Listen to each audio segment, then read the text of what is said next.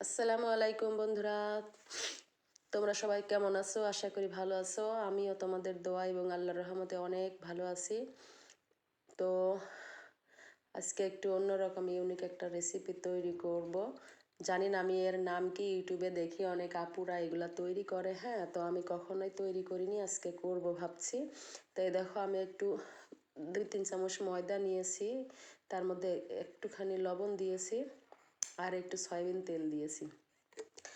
এগুলা সব একসাথে মাখায়ে একটু একটু করে আমি হচ্ছে যে একটা মিক্সড তৈরি করব, একটা নরম ডো তৈরি করব। তারপরে এই যে লবণ আর সয়াবিন তেল আর ময়দা দিয়ে একটু মাখাইয়ে নিলাম, তেলটা আর লবণটা মিশিয়ে নিলাম ময়দার সাথে। তারপরে একটু একটু করে পানি যোগ করে আমি এটাকে আস্তে আস্তে অল্প অল্প করে নরম করে একটা ডো তৈরি করব।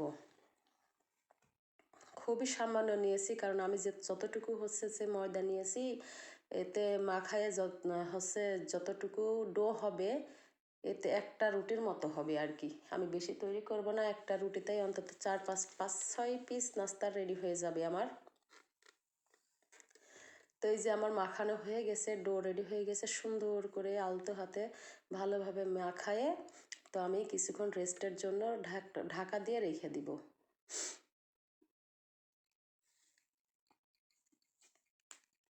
প্রচুর ঠান্ডা লেগেছে আমার, ঠান্ডার জন্য মুখ দিয়ে কথা বার হতে পারছে না।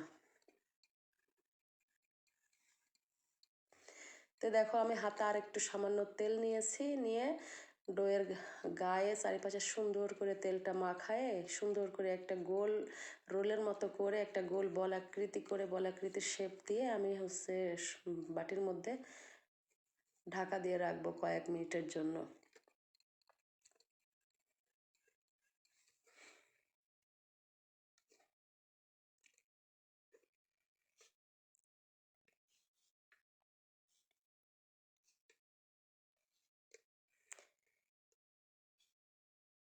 তারপরে এই যে চলে আসলাম আবার কিছুক্ষণ রেস্টে দেওয়ার পরে। আমি সামান্য একটু ময়দা নিয়েছি পিঁড়িতে, নেওয়ার পরে আমি এটাকে সুন্দর করে ডলে ডলে পিঁড়ি আর বেলুনের সাহায্যে আমি একটা রুটি তৈরি করে নিব। ময়দাটা কিন্তু ভালো রকম নরম করে মথে না নিলে কিন্তু রুটিটা সুন্দর হবে না। তো তোমরা যখন এটা তৈরি করবা, খুব সুন্দর করে আস্তে করে ডলে ডলে পিঁড়ির সাথে ডলে ডলে হাতের সাহায্যে গোল গোল করে রোল করে নেবা, তা নাহলে রুটিটা সুন্দর হবে না।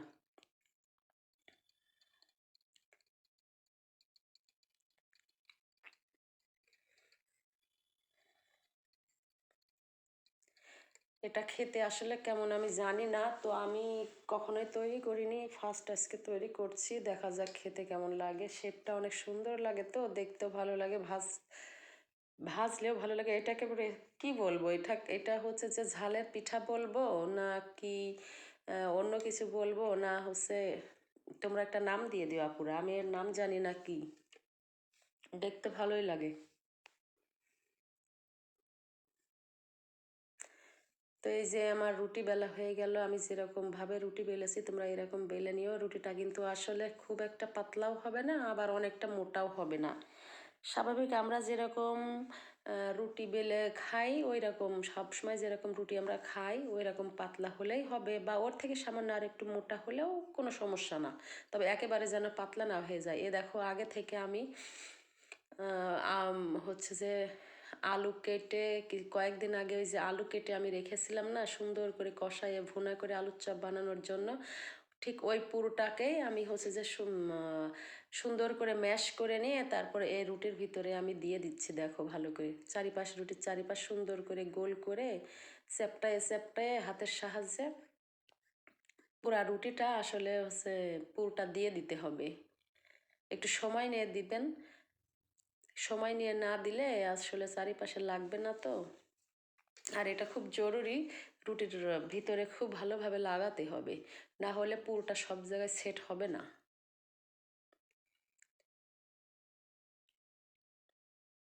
তো আমি হাতের সাহায্যে খুব ভালোভাবে পুরোটা চারিদিকে রুটির চারিপাশে সুন্দর করে রুটির মাঝখানে সুন্দর করে আমি ঠেসে ঠেসে আসলে পুরোটা সেট করে নিচ্ছি।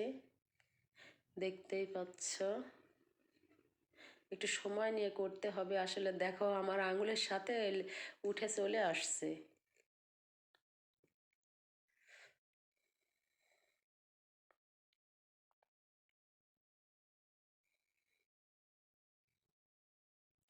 তারপর এটাকে আমি যখন আলুগুলা লাগানো হয়ে যাবে পুরোটা ভিতরে, তখন আমি এটাকে রোল করে ফেলবো দুই হাতের সাহায্যে। দেখো আমি সুন্দর করে একটা রোল করে ফেলছি।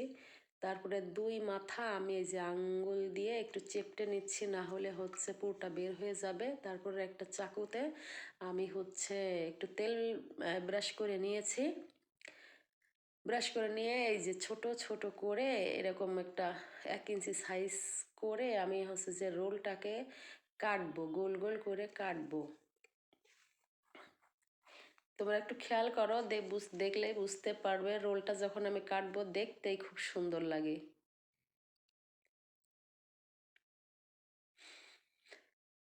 ছুরিতে একটু তেল ব্রাশ করে নিবা, তা না হলে ছুরিতে লেগে যাবে, তো কাটা যাবে না ভালোভাবে। একটু হচ্ছে তেল ব্রাশ করে নিলে খুব সুন্দরভাবে কাটা যাবে, দুই পাশ থেকে ছেড়ে আসবে আসলে। আর ছুরিতে যদি তেল ব্রাশ না হয় তাহলে লেগে যাবে।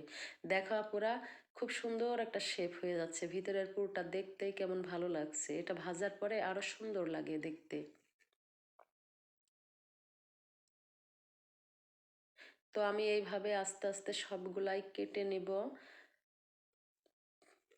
6-7 পিস অলরেডি হয়ে যাবে একটা রুটিতে। তোমরা যদি চাও তো এরকমভাবে 2-1টা রুটি তৈরি করে নিতে পারো। সেক্ষেত্রে রুটিও একটু বেশি লাগবে, ময়দাও বেশি লাগবে, আর হচ্ছে যে পুরটাও বেশি লাগবে। আর ভিতরের পুরটা খুব সুন্দর করে ম্যাশ করে নিতে হবে, একটু দানাদার ভাব থাকলে চলবে না। কারণ দানাদার ভাব থাকলে যখন আমি যে কাটছি না, এখান থেকে রুটিটা হয়তো খুলে যেতে পারে। তারপরে খেতেও তেমন একটা ভালো লাগবে না যদি দানা দানা থাকে। তো সুন্দর করে ভালোভাবে ম্যাশ করে নিতে হবে। তো দেখো আমার হচ্ছে যে রোলটা পুরাটাই কাটা হয়ে গেল। এখন আমি অন্য দিকে একটি ফ্রাইং প্যানে হচ্ছে তেল গরম করতে দিচ্ছি। তো আমার তেলটা গরম হচ্ছে, এদিকে তেলটা হচ্ছে যে গরম হলে আমি এর মধ্যে একটা একটা করে পিঠাগুলো ছেড়ে দিব। তেলটা খুব হাই হিটও দেওয়া যাবে না, আবার খুব হচ্ছে যে লো হিটও দেওয়া যাবে না। একটু চুলোটা মাঝারি আঁচে রাখতে হবে তাপটা। হাই হিটে দিলে আসলে পুড়ে যাবে, আবার মাঝারি লো আঁচে দিলেও হচ্ছে ভালোভাবে হবে না, শক্ত হয়ে যাবে।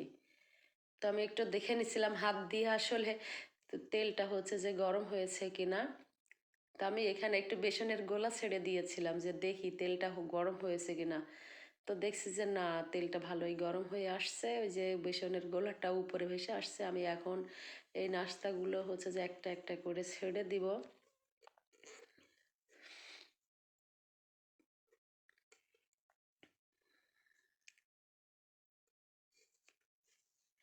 দেখো আপুরা অনেকটাই সুন্দর হয়েছে দেখতে, সাইজটা দেখো। আমার কাছে তো জাস্ট অসাধারণ লাগছে, জানি না তোমাদের কাছে কেমন লাগছে দেখতে। আমার কাছে খুব ভালো লাগছে। এগুলা কিন্তু বাচ্চাদের টিফিনে অথবা বিকালের নাস্তায় মেহমান আসলেও চট জলদি কিন্তু করে তাদের সামনে চা আর হচ্ছে এই নাস্তা কিন্তু দেওয়া যায়, দিলে মেহমানদারি হয়ে যায়। নতুন কিছু পাবে তারা, দেখতে ভালো লাগবে। দেখো আমার এক পাশ কিন্তু অলরেডি ভাজা হয়ে গেছে। তো আমি আর উল্টাইয়ে দিচ্ছি, এপাশ ওপাশ করে একটু সুন্দর করে ভেজে নিব। তো ভাজার পরে এক পাশ ভাজার পরে দেখতে কতটা সুন্দর হয়েছে দেখো, পুরা কালারটাও কিন্তু অনেক সুন্দর এসেছে। তোমরা আসলে কেউ এভাবে রুটি দিয়ে আলুর পুর দিয়ে নাস্তা তৈরি করে দিয়েছো, খেয়েছো কি আমি জানি না। তো যদি খেয়ে থাকো তোমাদের কাছে কেমন লাগে, আর তোমরা কিভাবে খেয়েছো, অন্যরকম ভাবে রান্না করেছো কিনা আমাকে একটু বলো। তো এই যে আমি পর পর একটা একটা করে সবগুলো নাস্তা হচ্ছে উল্টাইয়ে নিলাম। তো এপাশ ওপাশ সুন্দর করে ভাজা হয়ে গেলে তারপর হচ্ছে যে একটা একটা করে আমি প্লেটে উঠিয়ে নিচ্ছি। তেল ঝরিয়ে প্লেটে করে আমি উঠাইয়ে নিচ্ছি একটা একটা করে। আমি আসলে হাতার সাহায্যে উঠাচ্ছিলাম, উঠাতে যে দেখছি যে আমার হচ্ছে যে অনেকটাই তেল প্লেটে চলে আসছে। তো হচ্ছে আমি আবার একটা ছাঁকনা নিলাম, ছাঁকনা নিয়ে তেল ঝরিয়ে খুব ভালোভাবে আমি তেল ঝরাচ্ছি। তেল ঝরানোর পরে আমি এই যে প্লেটে উঠাই নিচ্ছি। দেখো কতটা সুন্দর এবং কতটা লোভনীয় এবং কতটা ক্রিস্পি হয়েছে ভিতরে। ভিতরটা দেখলেই আসলে খুব ভালো লাগছে, তাই না? খেতেও কিন্তু অনেকটা মজা হবে, সুন্দর হয়। এই যে আমার প্লেট রেডি।